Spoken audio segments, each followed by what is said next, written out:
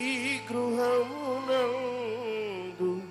నాకు గల శక్తి నన్ను దహించును.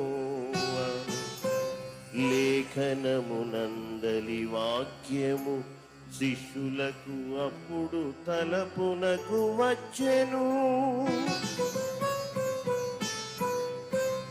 యూదులు అప్పుడు ఆయనతో, నీవు ఈ కార్యములు చేయుటకు మాకు ఎట్టి గురుతును చూపెదవని ప్రశ్నించిరి.